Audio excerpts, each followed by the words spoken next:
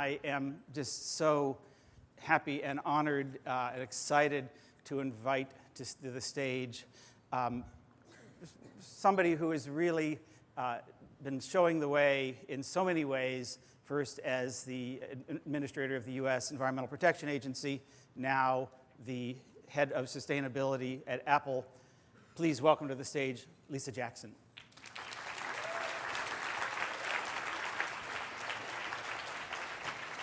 Good morning. You're welcome. Again. Here? You here? Okay, good. Thanks. Morning.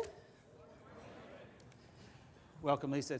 We're so happy to have you here. This is, I believe, your first business event as in your position at Apple? It is indeed, and for who else but Joel Makower, right? You are so kind, buttering me up before I started grilling you. So, Learn something. Why did you want to go? You had been, prior to the EPA, you'd been at the New Jersey Department of Environmental Protection. Before that, at a staff level job at EPA. Why did you want to go into the private sector? You know, I did 25 years in public service, pretty much my entire career. I worked in the private sector when I was in college. I said when I got the job at EPA that it was my highest calling in public service, and I really believe that. I started at EPA as a staff level engineer in 1987.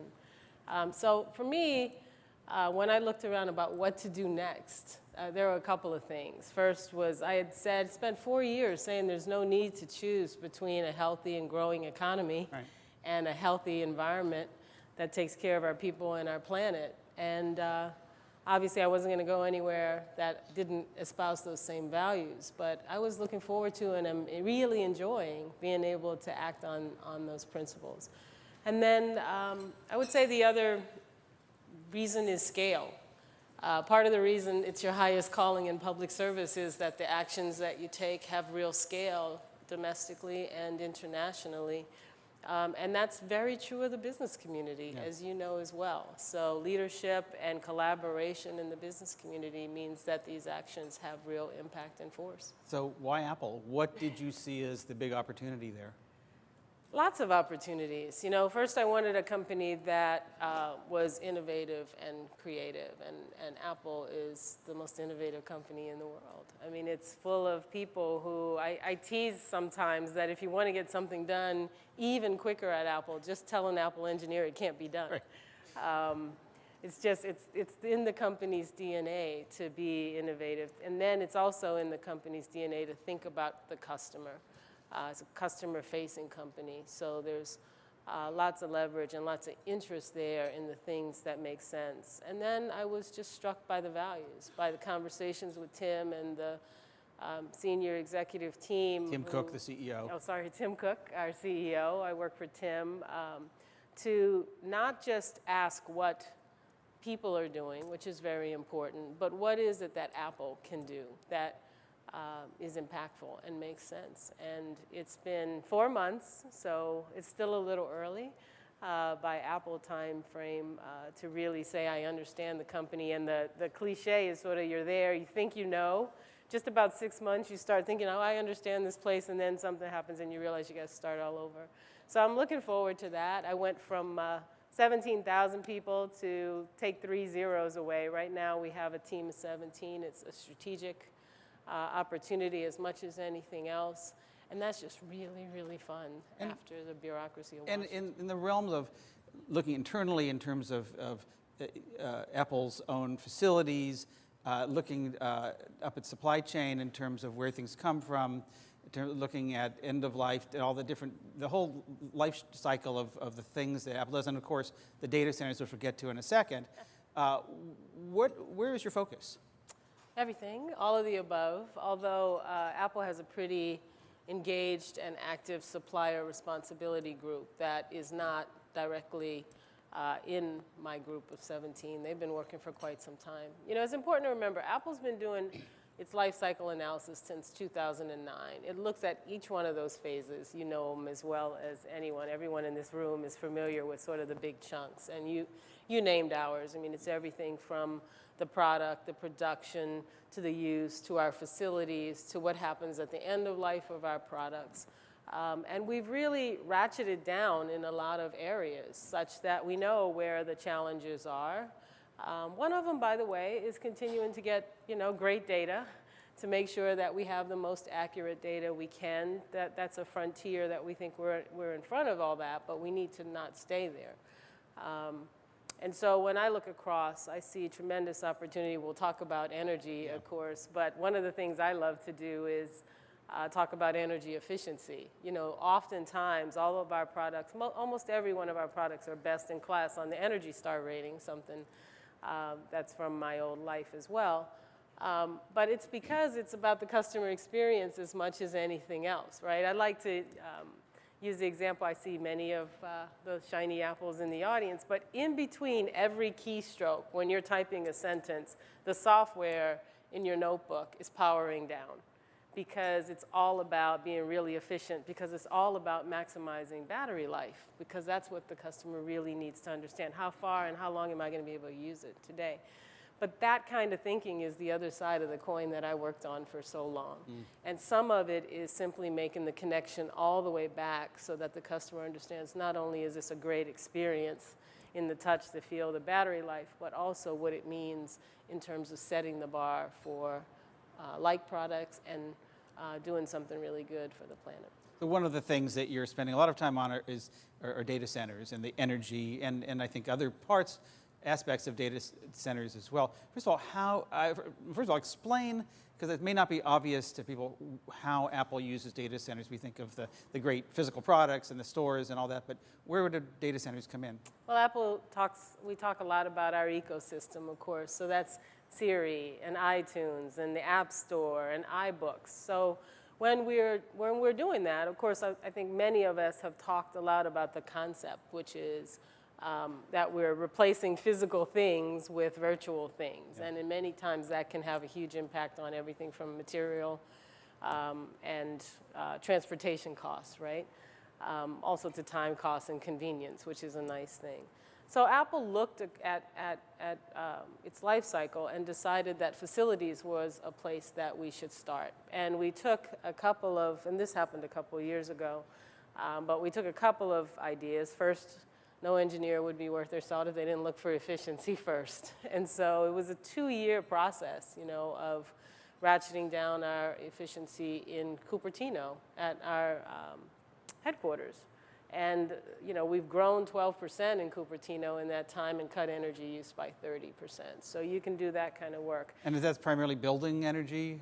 It's mostly building energy efficiency. It's, somewhat low-hanging fruit, but we're not done yet.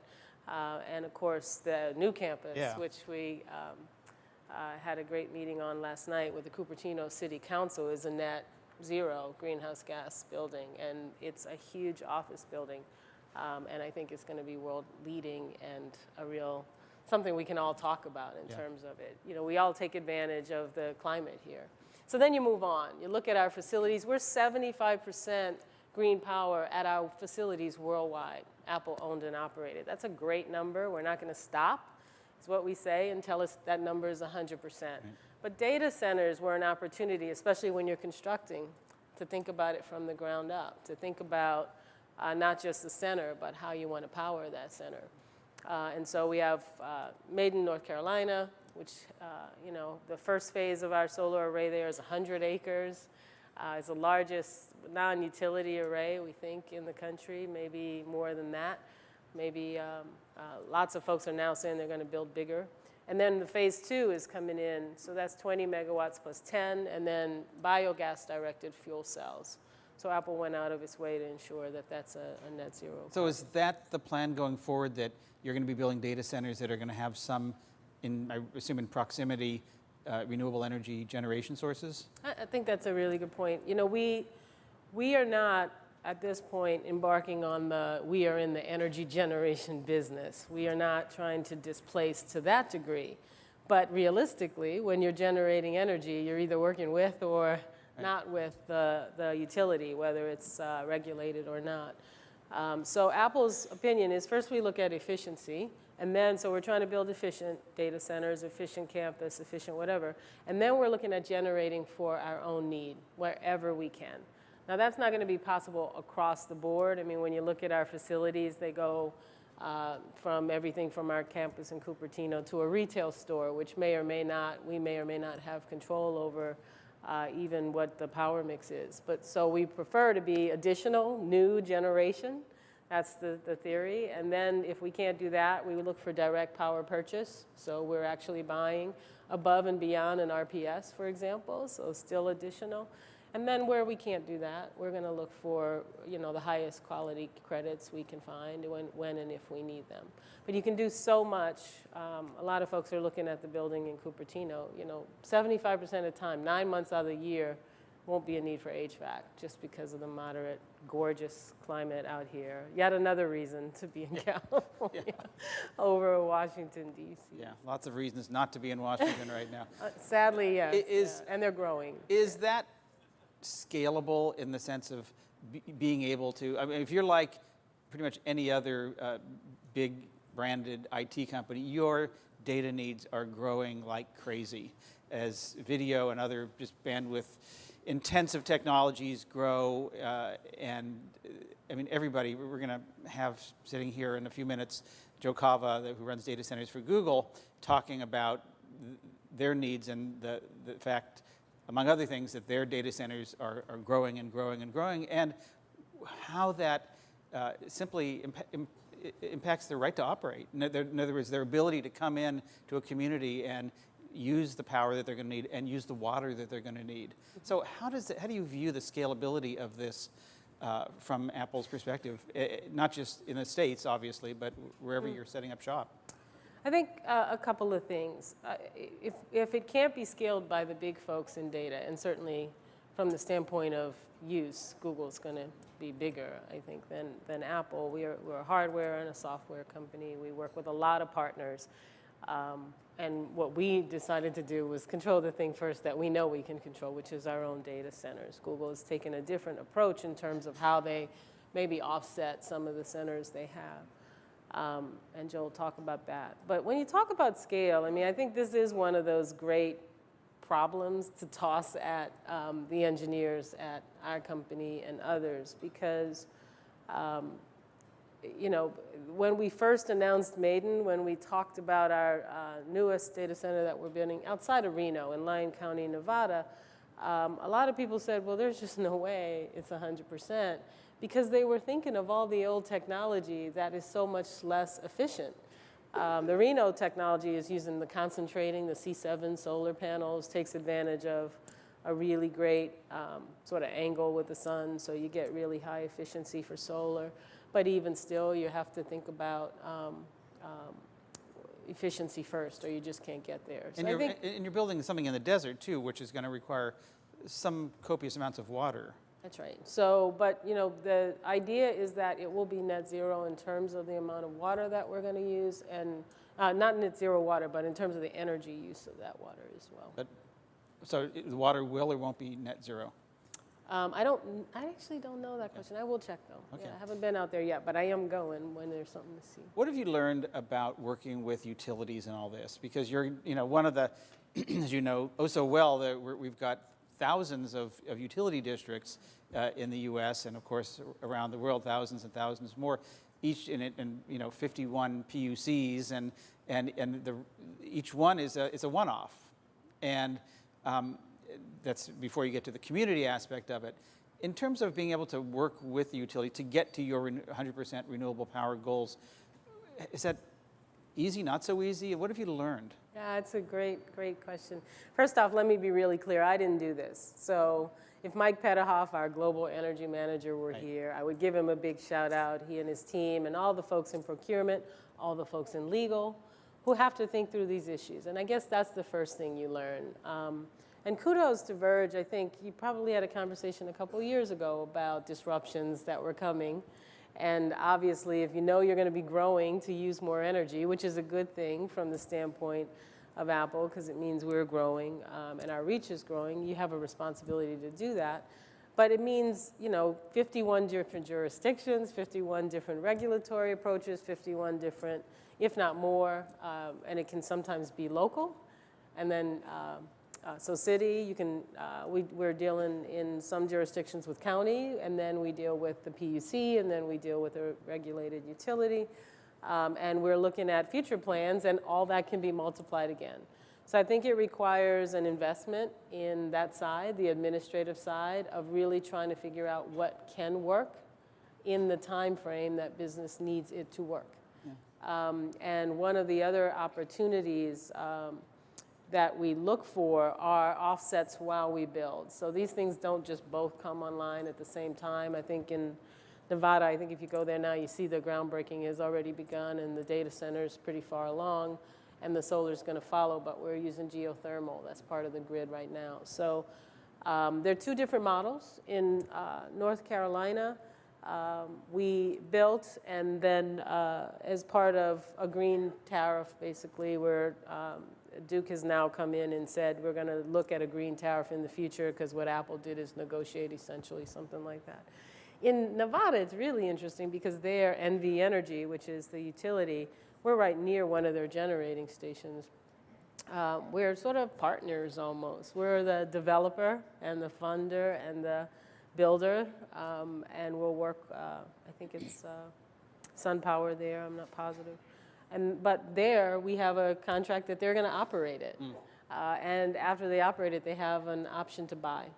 And one of the really important things there, I think, for all of us is making sure that the communities don't feel as though this is costing them. Right. So Apple went out of its way to make sure the structure doesn't affect ratepayers separate from us. So you have to do all that. You have to think about, in a way, Apple has had to think about the same issues that a utility or a PUC would think about. Administratively, how do you get it done? How do you stay on the right side of the law? How do we talk to the ratepayers? How do we talk about our project in terms of it being an additional asset to the community, obviously if we overgenerate, but also just in terms of know-how. You know, once we build this C7 solar concentrator in Nevada, that's a technology we're willing to take a chance on. We need it, but we also know that once it's there, it's there. What about the communities? I imagine it sort of cuts both ways. On one hand, people say, oh, jobs and all this, you know, come in opportunity. But at the same time, you know, communities don't like necessarily, you know, company coming in and say, hey, we're the big swinging data center, and you know, we're going to build something here, and you should feel good about it. What's your relationship? How do you do that well?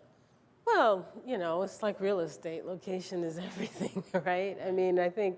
street appeal of the data center? Yeah, listen, I have been so amazed. Some of the things I said when I was at EPA, I used to shake my head and try to understand why corporations would sometimes feel like you had to talk to the hand. I have just been incredibly impressed with how granular these interactions are. I can only speak for Apple, but I'm going to speak for Apple. I mean, I don't want to sound like the new Apple spokesperson, but, you know, whether it's the campus last night and, you know, working closely with Audubon on issues around birds so that by the time you get to the meetings that are usually contentious, you have real coalescence around an ideal and a principle and good working relationships. It doesn't mean it always goes smoothly. It doesn't mean there aren't bumps. It doesn't mean that even today, I'm not here to say everything's peachy all the time. But I think the other thing is that for such a large corporation with such a global reach, it means you got to roll up your sleeves and get in there and really think these issues through and develop that expertise and work with a supply chain that knows that's your intention. Do you get NIMBY people around your data centers? I'm not aware of any. I mean, Lyon County, Nevada is one of the highest rates of unemployment. I think there's over 100 construction jobs being developed. North Carolina, I have not had a chance to get to either site yet, but these are rural areas. So you do need to make sure you're working in the rural, along with the rural aesthetic, I guess, but also sort of the mentality, which is, I think for us, one of the options being biogas. Yeah. A real obvious partnership when you're working in a North Carolina type city. I want to switch gears because there's so many things I want to talk about. We have so little time. How do you work with the Apple employee workforce? Is there, in terms of engaging them? I mean, one of the things that, you know, we have membership group of 75 big companies that we bring together, and we look at our readers across everything. And the number one, almost always, topic with a bullet is employee engagement. How do you engage the masses and really get them, rolling up their sleeves, but also, not just for the pride, but also for the good work. How are you working with the employee base? Well, I think that's going to continue, first off. So we're on a continuum. I would say that the LCA process, for those of you who've gone through it, do it, provide it, life cycle analysis, is an incredibly engaging process. But how so? I mean, how does that? I mean, if you're going to really understand your facilities, everything from Cafe Max to water use to procurement to user phase, and for in this area of the world, which computers are on and which are off. You're not going to get those answers with a survey. We don't do paper, and people are busy with their prime work. So it means finding champions in areas who are interested in those systems. I think we have a lot of things going for us. I think Apple is located in California, which has an ethic and an understanding and tends to draw, even through its university systems, real analytics around these issues. And so we have a great workforce. I'm looking right here at Holly Chan, who was my intern last year. She came from Purdue, where she's working on an MBA in sustainability and technology. So we look for opportunities and people who do. And it's a really interesting thing I just want to bring up, because the other big difference, of course, is I went from an organization where all we did was environmental protection. That was our job. We implemented the environmental laws of this country, to one that arguably has a different, no less cool purpose. And so what you need to do are find those people, I think, in the organization for whom they're either champions, teammates, or whose collateral duties you can help them understand how it fits. So I didn't get to Apple and have to explain about keystrokes and power savings. That was software that was developed, and there's a person who did that who feels really good about it. Not a person, but a team. Yeah. And so you have to, we had an argument yesterday, a bunch of, day before yesterday, some of us outside the company, and I was at a meeting, and we were talking about whether you really need the whole group, or do you need 20%? And one of the things I have come to reach critical mass. And what do you need? What turns the gears? And what I see at Apple is everybody understands it as a corporate value, that we care about our customers and we care about the planet, and we take those responsibilities very seriously. But you need a leader, you need a champion, you need a convener, you need a strategist, and you need support from the top, which we certainly have from Tim. So it feels like it's the right moment, and we'll continue to see even more manifestations. In terms of your engagement with employees? Absolutely. Yeah. I mean, we're not going to engage, and we're not. Apple has a wonderful internal group of employees who they call themselves Apple Earth. I joined on my second day at work. So I think we're going to build on that, though. I was just speaking more to whether you need to. Does every employee need to come to work every day, sort of being hit over the head? Oh, Lisa Jackson wants you to do something. No, I think this is about making sure that you know what the corporate values are. You feel really good about that. It's, studies have shown over and over, it's a great recruiting tool. It's a great motivating tool when people feel part of doing something that aligns with their values. We're almost out of time, but there is one thing I want to get to, which is, and it does go to this sort of new era, the post-Steve Jobs, now Tim Cook era. One of the rubs on Apple has been, around sustainability, has been a lack of transparency. We've been hard, Apple does things the Apple way around reporting. It didn't for a while, and then it did, but it did it in its own way. It doesn't hew to GRI or other those kinds of things. Your being here is a testimony to the new, I think, openness of Apple to be out there and talking about this, because that simply hadn't happened before. What do you see? What's going on? Why is that happening, and how do you see that coming? What should we be looking for? I think you should look for a continuation of something Tim made really clear about a year or so ago, right? Which was, he said, listen, Apple has always had, when it comes to our products, the idea that we should surprise and delight and bring forth things that make people's lives better and do it in a way that sort of takes you by storm. And that's part of who we are. And The company has thousands and thousands of people who work every day to maximize that and think about it. But then he said, but on the other side, and he was, talking about supply chain, he was talking about environment. He recently sent out a message to all employees and talked about both for Thanksgiving after our launch and said there's no reason for us not to be willing to talk about what we're doing there. And not only should we not be willing, but we should talk about it because we have the ability to make changes that are bigger than us. Yeah. And I think you should expect that philosophy to be manifest and to continue. I mean, that's what I hew to. That's the direction he's set for us. That's the direction the leadership of the company is set. Now, when it comes to life cycle analysis, when it comes to how to do that, one of the questions is what's enough? Because it's not about transparency. I know people like to use the transparency word. That life cycle analysis has been on the web since 2009. I think the first report might have actually been even on supplier responsibility, predated that. It might have been 2007 or 2008. Every year, more information is coming out. Just this week, the new supplier code of conduct came out. So Apple is putting, and I talked to some of our colleagues, and they say, you guys are going further and faster, even than some of the industry standards we're setting upon ourselves. That's all great. And so the question we're going to wrestle with is, we're always going to be Apple, and we're always going to hold ourselves to the highest standard any outside group can think of. And so, there's lots of thought and thinking about what that means. But what it absolutely means is that life cycle analysis is going to stay there. We're going to talk more. We're going to be out more. And I would say stay tuned. We will. I know there's a lot of us in this room, online, and in the world of sustainability that root for Apple because we like your products.